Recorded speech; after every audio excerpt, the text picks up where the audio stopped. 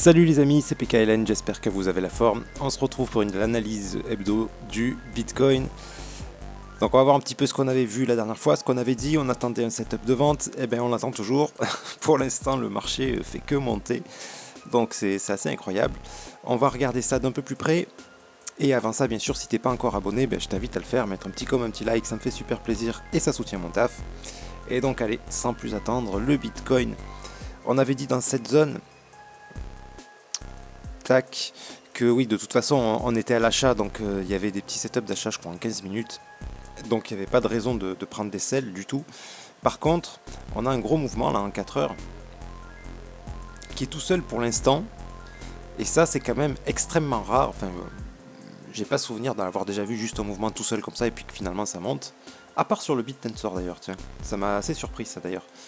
Donc voilà, moi j'ai définitivement mis une croix dessus. Je rentrerai pas dans ce projet là, tant pis, je l'ai raté. Mais il y en a plein d'autres que j'ai pas raté, donc c'est pas bien grave. Ok, donc voilà, il faut pas se miner pour ça. Là, c'est pour moi le même cas de figure en fait, sauf que sur Bitcoin quand même, il y a beaucoup plus de capital. On est sur quelque chose d'un peu plus, on va dire, traditionnel en termes de structure. Quand on a un mouvement comme ça, A, ben on a quasiment tout le temps un B et un C. Sauf que là, le B, il est quand même violent. Hein. Il est quand même violent. Et il n'y a toujours pas de signaux de retournement. Donc, dans tous les cas, pour rentrer à l'achat, même si on n'a que des setups d'achat sur setup d'achat, au plus on monte, au plus c'est risqué de prendre des setups d'achat. Donc, moi, je vais attendre une correction de cette amplitude-là. Elle peut arriver maintenant, elle peut arriver un peu plus haut, peu importe. Toujours est-il que ce qu'on trade, c'est une structure. On ne trade pas un prix au pif, quoi. Parce que quand la structure se développe à 60 000 ou à 30 000, ce qui compte, c'est le pourcentage qu'on va faire dans notre trading, quoi. Ok ? Donc là, ben, on ne peut que attendre, en fait. J'ai absolument rien d'autre à vous dire que d'attendre un setup de vente. Moi, j'attends un setup de vente pour rentrer, pour mettre un petit short, parce que je pense que cette structure devrait se développer. Même si sur le long terme, ça reste haussier, bien sûr. Hein. Moi, j'attends ça, et après une continuation. Moi, ce que j'aimerais faire, c'est choper ici un setup de vente, prendre un short, et une fois qu'on aura à peu près obtenu cette amplitude ici, là, je chercherai les setups d'achat pour re-rentrer à l'achat. D'accord ? Pour profiter vraiment un petit peu de toute la volatilité du Bitcoin. Mais bon, là, pour l'instant, on n'a rien, quoi. On n'a rien, c'est un truc de malade. Hein. C'est étonnant qu'on n'ait pas un ralentissement ici, là, après avoir cassé stop. C'est assez étonnant. Mais bon, c'est comme ça. Surtout qu'en plus petite unité de temps, là, on a eu des corrections ici, ça a monté. Là, on a eu quand même une petite chute. Donc attention sur les premiers setups de vente que vous trouverez, parce que c'est possible qu'on ait ici... Merde. On va faire comme ça. C'est possible qu'on ait ici un plus petit running, continuer à monter, casser encore le top, avant d'obtenir notre plus grand running.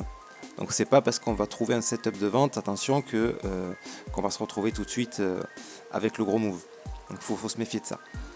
Et même là, je vois encore même autre chose, je vois ici encore un plus petit running, vous voyez ? On peut avoir un petit running comme ça, casser le top, venir faire une plus grande correction pour ce running, encore casser le top, et venir faire une plus grande correction pour ce running.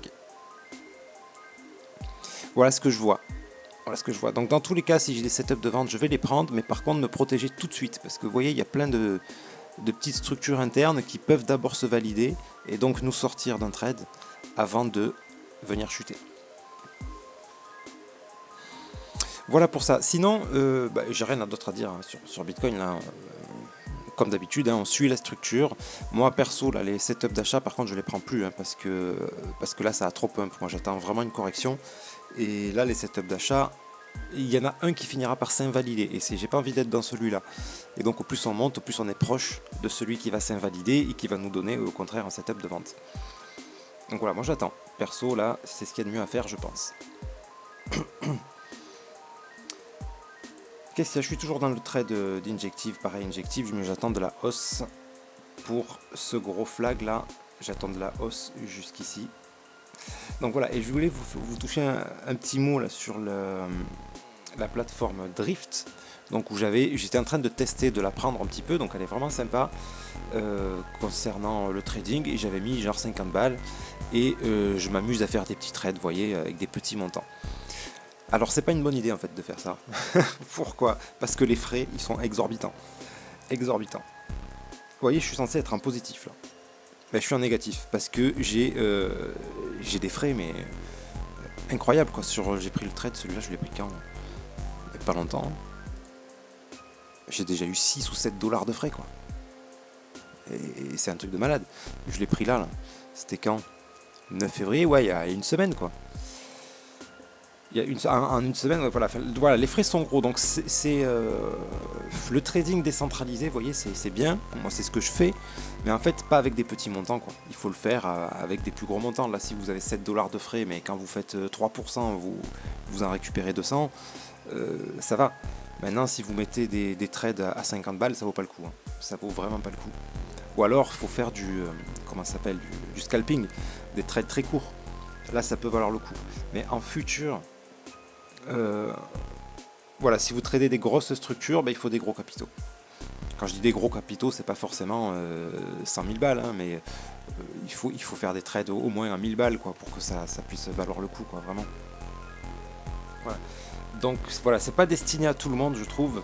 Quand on fait des petits trades comme ça, ce que je faisais avant, en fait, ça je le faisais sur les plateformes. Et les trades un peu plus importants, je le faisais en décentralisé. Donc, en fait, ouais, c'est ça qu'il faut faire. Hein. C'est ça qu'il faut faire, les amis. Là, j'ai testé cette plateforme. Par contre, elle est super bien. Hein, elle est super bien. Là, vous pouvez prendre une position en limite, en market, en long, en short, voilà, classique, quoi. Vous pouvez mettre du levier. Et après, vous pouvez placer des take profit, des stop loss. C'est très très facile à utiliser. C'est exactement pareil que sur les plateformes centralisées, en fait. Hein. Donc voilà, mais voilà, je voulais vous toucher un petit mot là-dessus. Si vous vous lancez dans le trading avec des petits montants, ben, restez sur des plateformes comme BitGet ou OKEx. OKEx, je sais même pas s'ils font du futur, je sais pas, BitGet quoi. Voilà, BitGet c'est très bien. Ok les amis, donc là ça a l'avantage qu'on n'a pas besoin de faire de KYC, etc. Mais voilà, c'est pour des montants un peu plus importants. Donc voilà, c'est tout ce que j'avais à vous dire les amis, on attend encore ce setup de vente. Sur ce, je vous souhaite une excellente journée et puis je vous dis à très bientôt, c'était PKLN, merci.